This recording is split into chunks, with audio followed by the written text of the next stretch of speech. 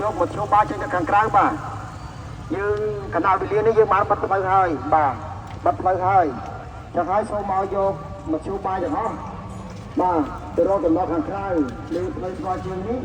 គឺយើងមិនអនុញ្ញាតឲ្យយើងកាត់បាទហូរពេញសួនដដែលបាទហូរពេញសួនដដែលនេះហើយដែលខ្ញុំជំរាបឲ្យថាសំណល់រឿងយកជាទីដាច់បាទយកជាទីដាច់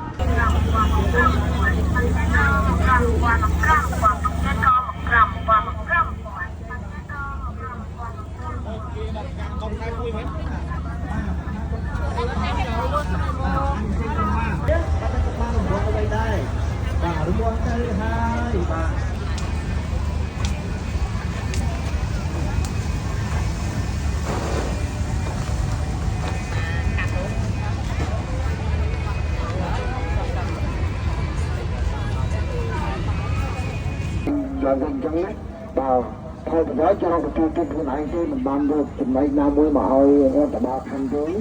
មិនបានចំណែកណាមួយមកដល់ពួកខ្ញុំទេក៏ប៉ុន្តែកុំឲ្យរឿងរ៉ាវនេះ